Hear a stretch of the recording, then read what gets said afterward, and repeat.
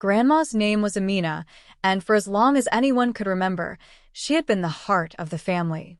She wasn't the loudest voice in the room, but her presence commanded respect. Every line on her weathered face told the story of a life lived with strength, sacrifice, and a quiet, unyielding resolve. Even though her hair had long since turned silver, and her hands were gnarled with age, there was a fire in her that could never be extinguished.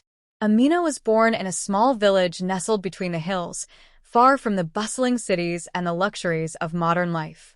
Her childhood was one of simplicity, where the sky stretched endlessly above the rolling fields, and the ground was always underfoot, either dry and cracked in the heat of summer or wet and muddy in the depths of winter. The sounds of livestock and the scent of freshly tilled earth filled her days. Her father, a humble farmer, was the backbone of the family. He worked tirelessly from sunrise to sunset, cultivating the land in the hopes of providing a better life for his children. But life was never easy, and for Amina, the idea of hardship became a familiar companion. Her mother, Fatima, was a gentle soul who cared for the household with the same love and devotion she showed her children. It was through Fatima that Amina learned the importance of kindness, compassion, and the unwavering strength of a mother's love. But it was also her father who instilled in her the lesson that resilience, pure, unrelenting resilience, was the only thing that could carry a person through life's cruelest trials. Growing up, Amina didn't have the luxury of carefree days or unspoken hopes. There was always work to be done: fetching water from the well, tending to the animals, and assisting her mother in preparing meals. But what she lacked in material comforts, she more than made up for in character and fortitude. Even as a young girl, she understood that the world could be a harsh place, and the only way to survive was to hold your head high and keep moving forward. Her father used to tell her stories of his youth, of struggles against nature's fury, and the countless battles he fought just to put food on the table. Yet, despite all the hardship, he always said the same thing: "Resilience is the key to everything, my daughter. Never forget that." Those words became etched in Amina's heart, and as she grew older, she adopted them as her own guiding principle. But there was one thing Amina could never quite understand: the way the world sometimes seemed so unfair. The men in the village, including her father, were revered for their strength and labor. Women, on the other hand, were often seen but never heard. They worked just as hard, often harder, but their contributions were seen as secondary. Amina didn't question this imbalance at first. She didn't have the time to question it. But as she grew into a young woman, she began to feel an inner stir, a desire to challenge the system that held her back from being fully seen and valued. Her marriage to her first love, Tariq, came at the age of 17. It wasn't the grand love affair one might dream of, but it was grounded in mutual respect and understanding. Tariq was a man of humble means, but his heart was kind, and his integrity ran deep. Together, they had a small plot of land where they grew vegetables, raised goats, and dreamed of building a future. Amina would often find herself beside him, working the land with equal devotion, her hands turning the soil just as his did. But even as she built a life with Tariq, the seeds of doubt began to grow in her heart. She loved him, truly, but she couldn't shake the feeling that there was more to life than endless toil. She often found herself thinking of her father's words: "Resilience is the key to everything." But what if there was more to life than just surviving? What if there was a way to thrive, to live not just for yourself, but for the generations that would follow? Amina's true test of resilience would come unexpectedly. One fateful evening, when she was 35, a tragedy struck. Tariq, the man she had worked beside for so many years, the father of her children, fell ill. What seemed like a mild fever quickly turned into something much worse. Despite her best efforts, despite the medicine she found and the prayers she whispered, Tariq died after just a few days. In that moment, Amina's world shattered. She was left alone with 2 young children and a farm that was now too much for one woman to handle. The grief she felt was a heavy, suffocating weight, but the survival instinct that had been instilled in her from childhood kicked in. She couldn't afford to fall apart. no matter how badly she wanted to. Her children needed her, and the farm needed her. It was in those dark days, as she labored through the pain, that Amina's resilience truly began to bloom. She woke up early every morning, tending to the animals, preparing meals, and working the land, all while mourning the loss of her beloved husband. But each day she grew stronger. Every obstacle she overcame, every tear she shed, only deepened her strength. Amina became known throughout the village as a woman who could endure anything, a pillar of fortitude in the face of hardship. And as the years went by, her children grew into strong, capable individuals who admired their mother more than words could express. Yet, despite all the strength she showed, Amina knew that there was still something in her heart that needed to be done. There was something larger at play, something that would test not just her ability to survive, but her ability to fight for what was right. As her children grew older, Amina began to notice the cracks in the family's unity. There were tensions, misunderstandings, and betrayals that would soon threaten to unravel everything she had fought so hard to preserve. It was then that Amina realized that resilience wasn't just about surviving the loss of a loved one, the struggles of poverty, or the weight of family expectations. Resilience also meant standing up for justice, fighting for the truth, even when it seemed impossible. Little did Amina know that the greatest challenge of her life was about to unfold. A fight was coming that would test her strength, her resolve, and her very soul. But she had already faced so much, and she knew that she would never back down from what was right. The house felt quieter after Tariq passed. The air itself seemed to hold its breath, as though the walls, too, mourned his absence. Amina had always been the strong one, the constant pillar of strength that her children and community relied on. But now, in the stillness of her home, she found herself alone with her grief, a grief that she hadn't had the luxury of truly experiencing until the funeral was over, the visitors had left, and the routine of life demanded that she keep moving forward. The children were young, just 7 and 9 years old. Zainab, her daughter, had inherited her mother's strength, though in a more quiet, thoughtful way. She was the one who would wake up early to help with chores, even before Amina had gotten out of bed. Ali, her son, was a rambunctious boy, full of energy and questions. His curiosity was endless, and though he didn't fully understand the weight of their loss, he often asked, "Where did Baba go, Mama? Why isn't he here?" Each time, Amina's heart cracked just a little more. Her grief was a different kind of pain than the one she had faced as a child. This wasn't just about the absence of a loved one, but about the sudden emptiness that came with the loss of the person who had been her partner in life. Tariq had been her equal in every way. They had built their small farm together, and while she had always been the one to take on the heavy lifting of child-rearing and housework, Tariq had been her confidant, her strength, her support. Without him, everything felt unsteady. It was during those early days of mourning that Amina came to realize how deeply her life had been intertwined with his. She could feel his absence in the silence of the house, in the way her hands fumbled with tasks she had once done with ease, in the overwhelming weight of responsibility that now fell entirely on her. Yet, in the midst of the heartache, something else began to emerge, a quiet, unspoken determination. She could not crumble. Her children needed her, and she knew that the only way to honor Tariq's memory was by continuing to fight for their future. She couldn't let the farm fall into disrepair, nor could she afford to fall into despair. Her strength would not falter, not now. Days turned into weeks, and then months. Amina's life began to settle into a routine, albeit one tinged with grief. She woke at the crack of dawn, fed the animals, gathered the eggs, and then prepared breakfast for the children. As they sat around the table, she would quietly watch them, taking comfort in the simple act of sharing a meal. Zainab had taken on more responsibilities as the months passed, but Amina was still deeply protective of her, unwilling to let her daughter bear too much weight too soon. Ali, on the other hand, was still too young to understand the complexities of loss.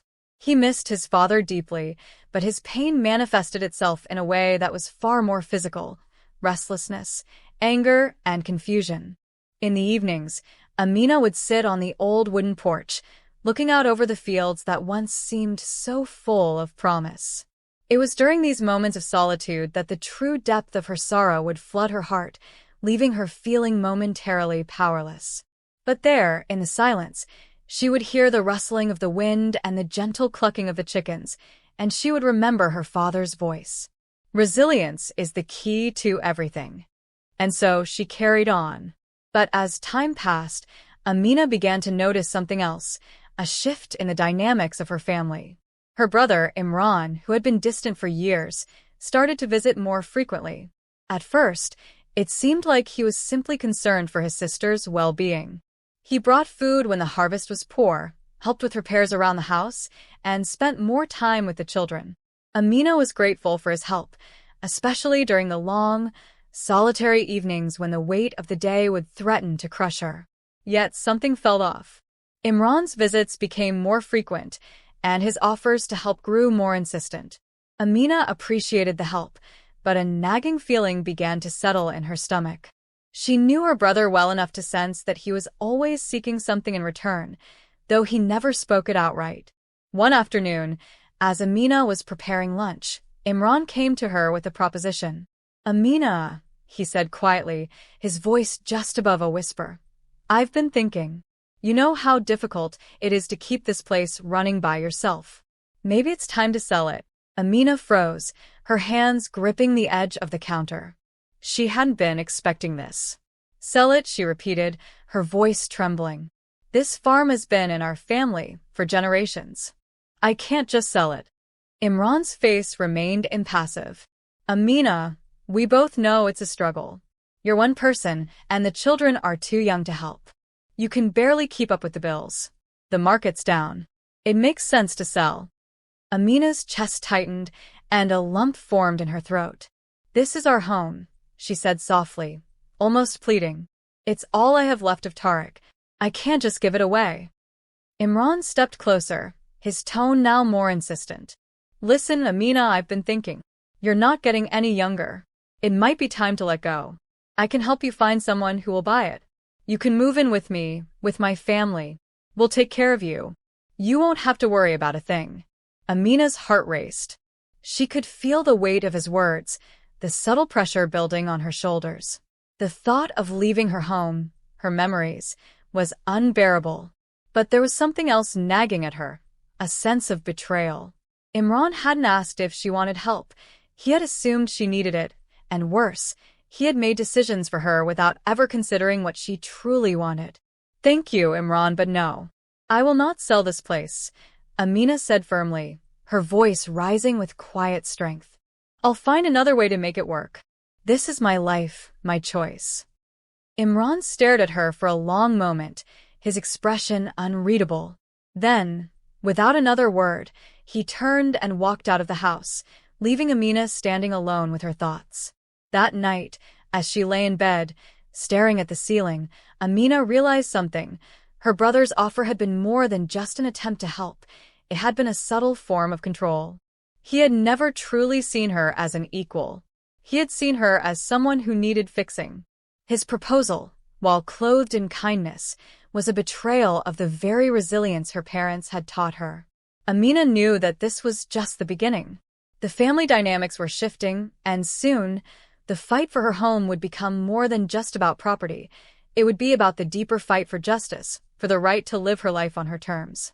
And Amina was ready. The days following Imran's visit felt heavier for Amina.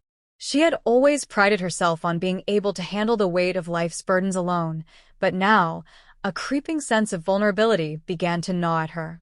Her brother's words had unsettled her, but it wasn't just his proposal to sell the farm that hurt.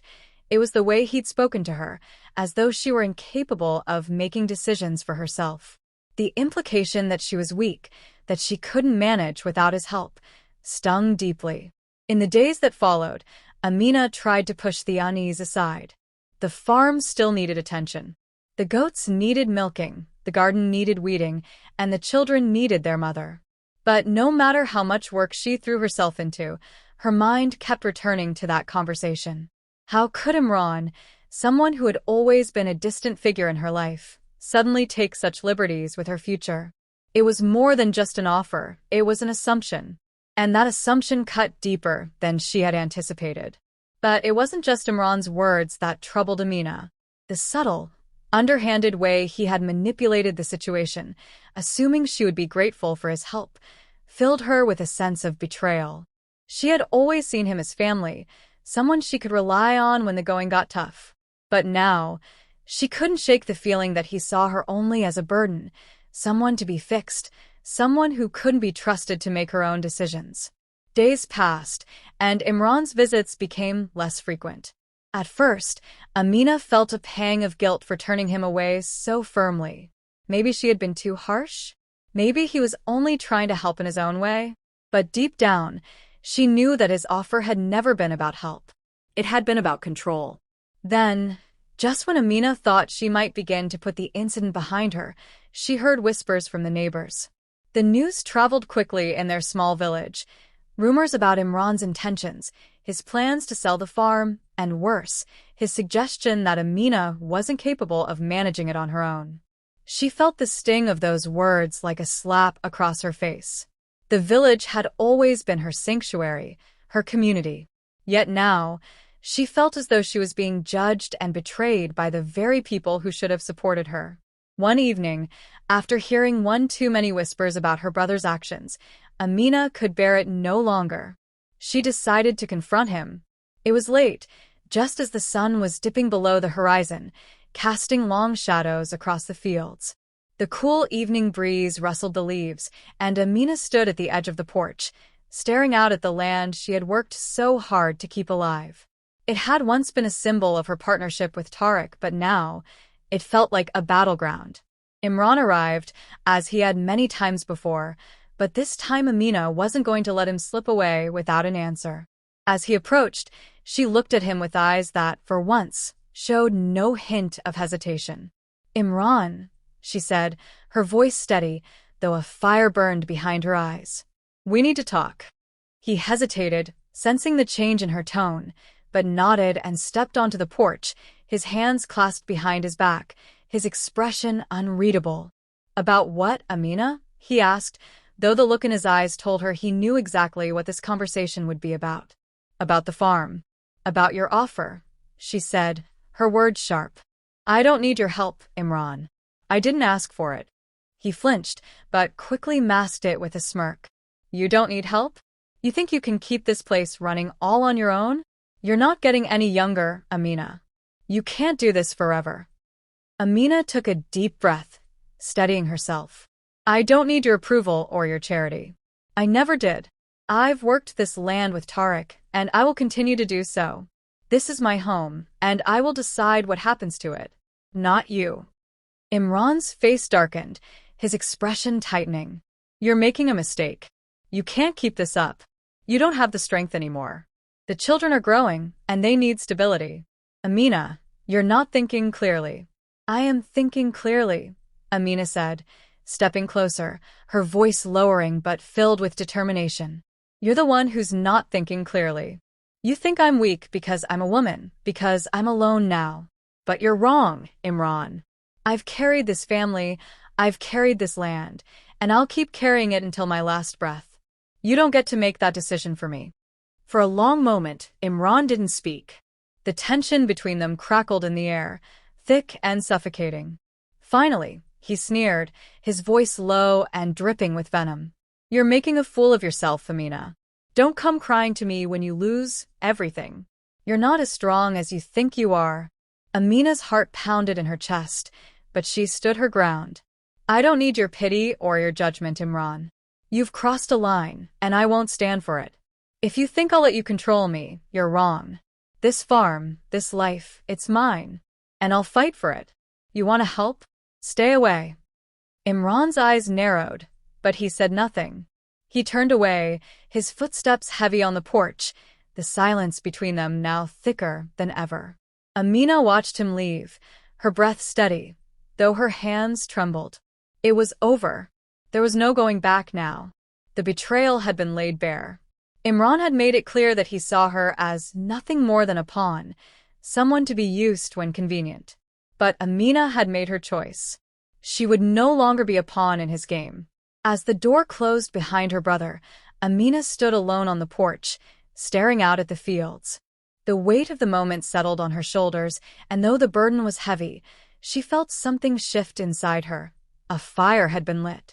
Imran had pushed her, and now there was no turning back. She would fight for her family, for her land, and for her dignity. No one, not even blood, would take that from her. The night grew darker, and the wind picked up, rustling through the trees. But Amina stood firm, a woman determined not to let anyone dictate her future. The days following the confrontation with Imran were quiet, but filled with an undercurrent of tension. Amina felt an unsettling peace, as though she had just crossed a line from which there was no turning back. The betrayal she had faced from her own brother had ignited something deep within her, a determination to protect not just her home, but her dignity. She knew that the struggle ahead would not be easy. She could feel the weight of her decision like a looming storm, but she also felt a new sense of clarity. The battle for her farm, for her family's legacy, had begun. Amina had always prided herself on being self-sufficient, but now she realized that her fight would not be one she could win alone. She needed allies, people who would stand by her side, even when the world seemed stacked against her. But asking for help was something Amina had never been comfortable with. She had learned to carry her burdens alone, to carry the weight of her family and her responsibilities with silent grace. Yet, now she knew that if she was going to fight for what was right, she would have to trust others, and in doing so, trust her own ability to lead. The first person she turned to was her lifelong friend, Rabia. Rabia had been there through thick and thin, and though she lived in a nearby village, the two had remained close over the years. Rabia had known Tariq, had seen Amina through the hardest times, and her loyalty to her friend ran deep. One morning, Amina made the long journey to Rabia's house. It was a quiet walk through the fields, the sun barely rising above the hills, casting soft shadows across the earth. The village was still asleep, and the world felt peaceful, untouched by the storm brewing inside Amina's heart. When she arrived at Rabia's door, she found her friend already awake, tending to her garden. Rabia looked up as Amina approached, her warm smile fading when she saw the worry etched on her friend's face. "Amina, what's wrong?" she asked, sensing the heaviness in her friend's demeanor. "I need your help," Amina replied, her voice low and filled with a quiet determination. "Imran wants to take the farm. He's been talking to the neighbors, telling them I can't manage on my own. He's been telling them I'm weak, that I should sell it, and they're starting to believe him. I won't let him take everything from me, Rabia. I won't." Rabia's eyes softened with concern, and she set down her gardening tools. "You know I'll help you, Amina. But this is going to be a long fight. Imran won't back down easily. And the villagers, they're not going to take kindly to you standing up to him." "I don't care," Amina said firmly. "I won't let him control my life anymore. This farm, this land, it's mine. I'll fight for it." Rabia nodded, her expression resolute. "Then we'll fight together. I'll help you talk to the others. I'll help you get the support you need. You don't have to do this alone." Amina felt a wave of relief wash over her. For the first time since the confrontation with Imran, she didn't feel so alone. Rabia's support was the first step toward building the network of allies Amina knew she would need. It wasn't just about her and her children anymore, it was about the entire community, the values they held, and the strength of a woman who would not bow to injustice. The next few days were a whirlwind of activity. Amina and Rabia went from house to house, speaking with the neighbors, explaining the situation, and rallying support. They told the villagers about Imran's plans, about the way he was trying to manipulate the situation, and about Amina's desire to keep the farm. Many were surprised, some skeptical, but there was no denying the truth in Amina's words. Slowly but surely, the community began to see the situation for what it was: a woman fighting to preserve her home and her family's legacy. Still, there were those who remained doubtful. Some of the older men in the village, who had always held traditional views on women's roles, shook their heads and muttered that Amina was too stubborn, too proud to accept help when it was offered. Others whispered that a woman couldn't possibly run a farm on her own, especially after losing her husband. They dismissed her strength, her resilience, as mere stubbornness, as though it were a flaw rather than a virtue. The whispers hurt, but Amina held her head high. She had heard these kinds of comments all her life. From the moment she was born, people had whispered about what a girl could or couldn't do. But now, those same whispers only fueled her determination. She would prove them wrong. As the weeks went by, the support for Amina grew. A few of the younger women in the village, inspired by her courage, offered to help with the farm work. They came in the mornings, taking over the chores that had once seemed insurmountable on her own. The men in the village, though more hesitant, began to see Amina not as a woman to be pitied, but as a force to be reckoned with. Her determination and willingness to fight for what was right began to change their perceptions. However, not everyone was on her side. Imran, fueled by his own pride and sense of entitlement, began to spread rumors, trying to discredit Amina's reputation. He told anyone who would listen that she was too stubborn, that she was refusing help for no reason, and that she was putting her children in danger by continuing to work the farm on her own. He tried to turn the villagers against her, using every tactic at his disposal to manipulate the narrative. One day, Amina received a letter. It was from a lawyer in the nearby town, a man Imran had hired to help him secure the farm. The letter was cold, formal, and filled with legal jargon.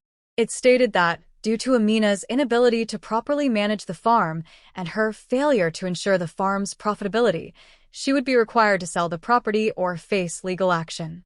The letter included an official notice of impending legal proceedings, a veiled threat that made Amina's blood run cold.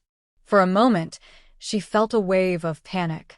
This wasn't just about Imran's words anymore, it was real, legal. The system was being used against her. She had fought so hard to protect what was hers, and now it seemed like the very thing she had worked for all her life might slip through her fingers. But Amina knew this was the moment when she couldn't afford to back down. She had to stand up not just for herself, but for her children, for her ancestors who had worked this land, and for the future she hoped to build. With a fierce resolve, Amina set the letter down. She would not let Imran take her land. She would not let him tear apart everything she had built with her own 2 hands. And now, with the support of her friends, her community, and her unbreakable will, Amina was ready for the next phase of the battle, to take this fight to the courts. The struggle for justice had begun, and Amina was prepared to fight until the very end. Amina stood at the edge of the courtroom, her heart pounding in her chest. The air inside the courthouse was thick with tension, the smell of old wood and polished stone filling her senses. She had never imagined she would find herself here, fighting for her home in front of a judge, lawyers, and a room full of strangers. But here she was, standing in the very place where her brother, Imran, was trying to strip her of everything she had fought for, everything her family had built over generations. She glanced around the room. Her lawyer, a young man named Jamil, was sitting at the table with a stack of papers, his face calm but his eyes betraying the gravity of the situation.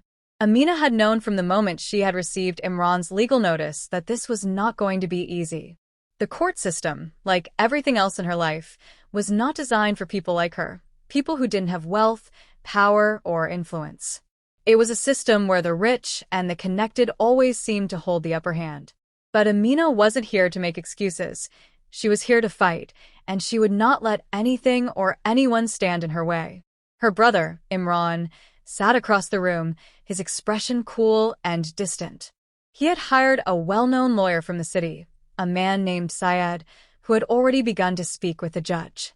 Syed's voice was smooth, almost rehearsed, as he made his case. Amina was incapable of properly managing the farm. Her financial records were poor, her resources were insufficient, and the land was no longer profitable.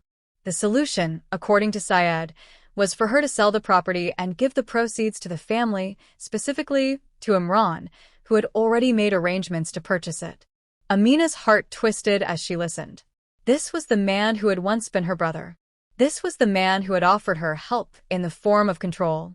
And now he was using the legal system to take what was rightfully hers.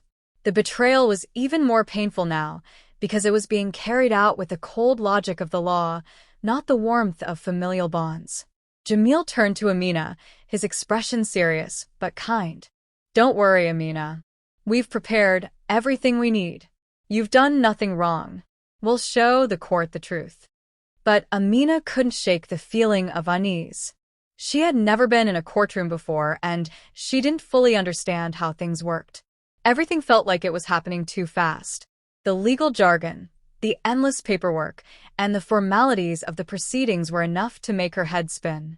But she knew one thing for certain. She couldn't back down now. Not when she had already come this far. The trial began.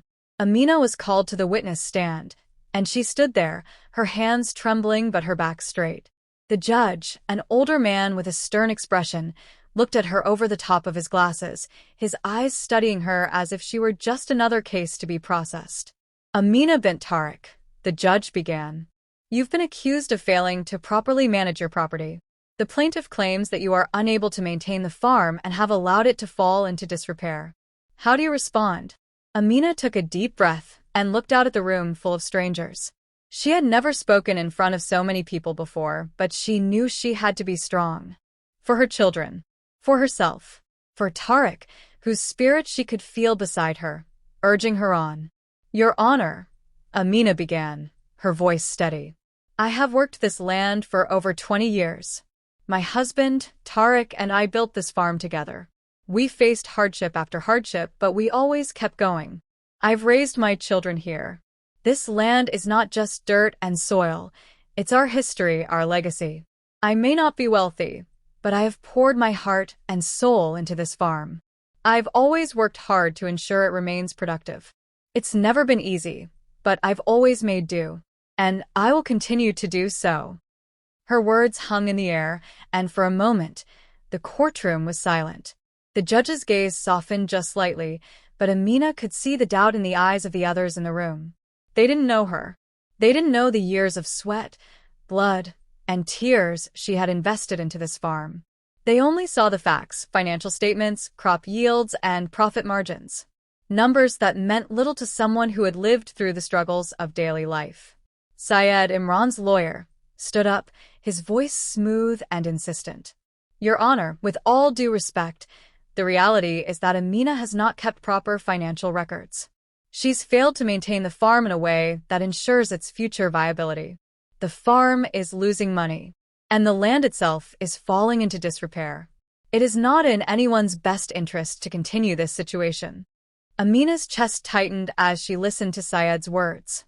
He spoke with such certainty, as though he had already decided the outcome. She could feel the weight of his words pressing down on her, and she knew she had to fight back. I may not have a perfect financial record, Amina said, her voice rising with emotion.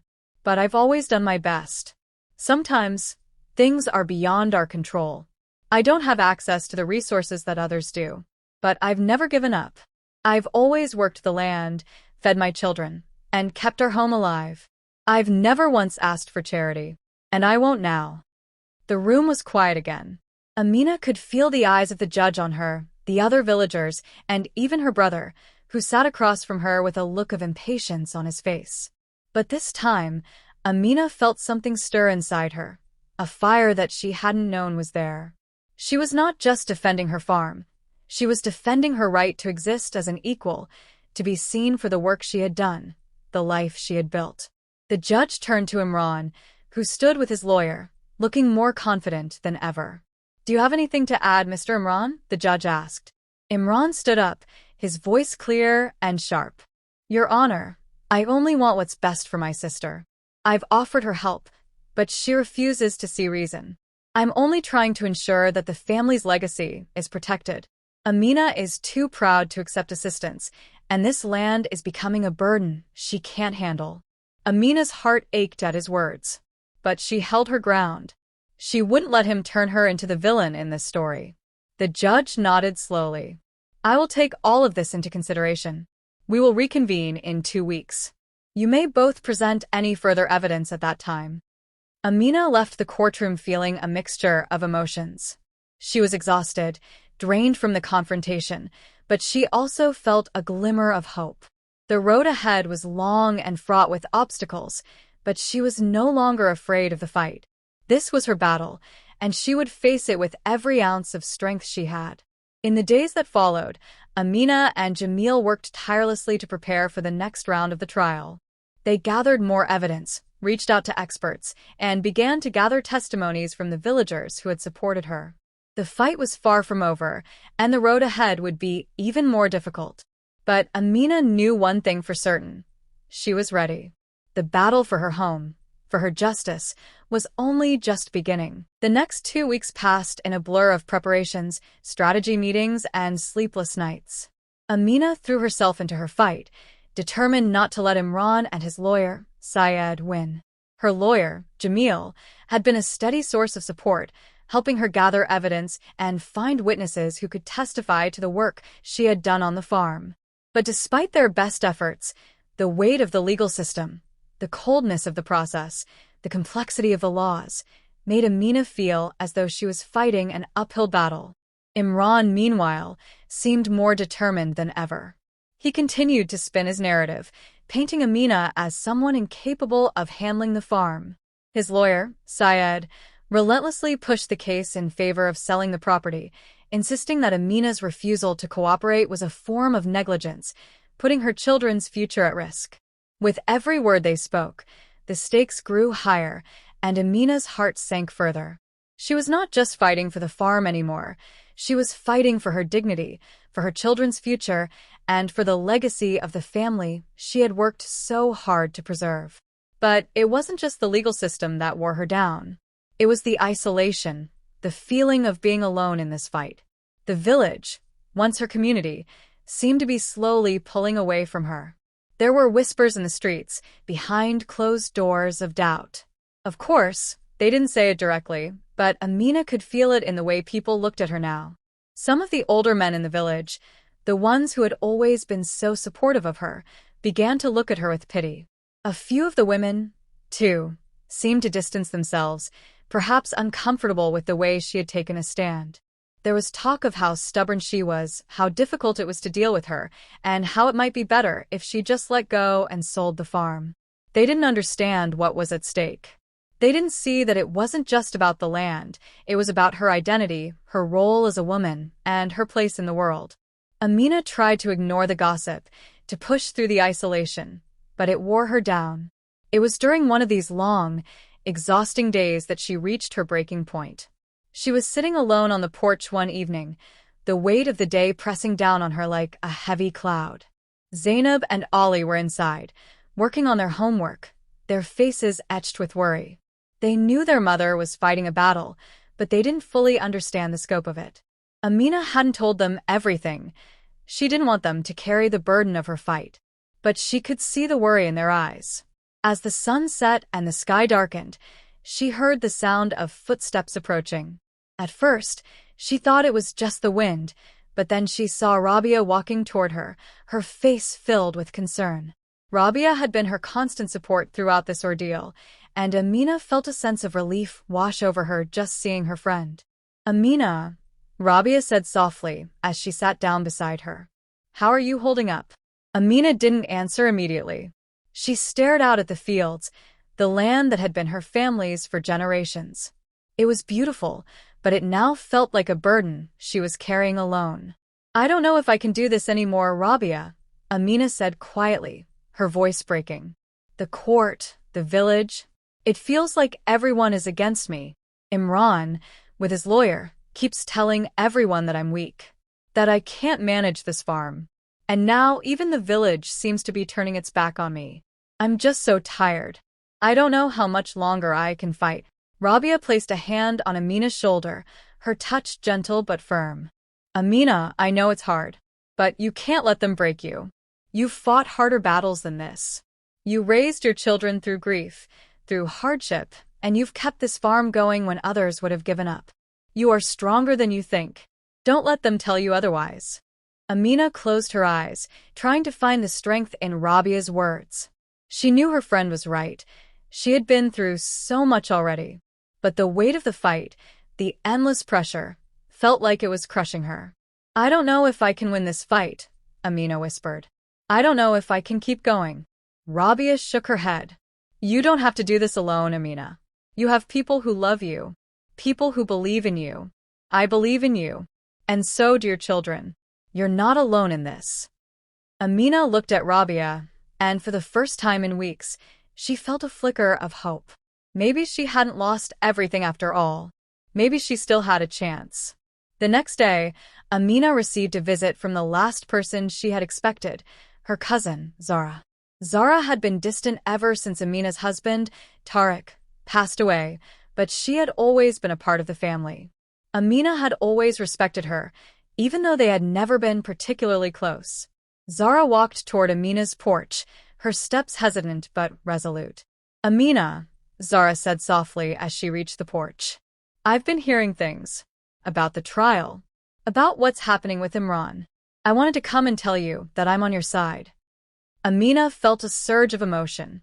"Zara, I didn't know you cared." Zara sighed and sat down beside her cousin. "Of course I care. We may not have always seen eye to eye, but I know what you've done for this family. I know what you've built. And I can see that you're fighting for what's right. Imran's been spreading lies, and I know the truth. You've kept this land alive. You've kept this family alive. And I won't let him take it from you." Amina's eyes filled with tears. After weeks of feeling isolated, of fighting a battle alone, to hear someone finally speak the truth was like a balm to her soul.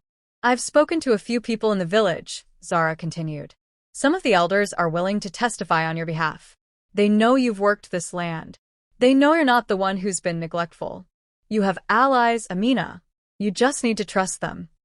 The weight in Amina's chest lightened a little. "But Imran, he's been so persistent. He's got the legal system, he's got money, and I don't know if I can keep fighting this fight." Zara looked at her with determination. "You can. And you will. We're family, Amina. And I'll stand by you." With Zara's support, Amina felt a surge of strength she hadn't known she still had. She wasn't fighting just for herself anymore. She was fighting for everything that mattered: her family, her future, and her dignity. She had allies now, and together, they would face whatever came next. 2 days later, when the trial reconvened, Amina stood taller, stronger. The court was more crowded now, filled with villagers who had come to show their support. Imran and his lawyer, Syed, were still confident, but Amina could feel the shift in the room. The whispers of doubt that had once been directed at her were now turning against Imran. As Amina prepared to take the stand again, she knew this wasn't just about a piece of land. It was about her right to stand up for herself, to reclaim her voice and her place in this world. And for the first time in a long time, she felt ready.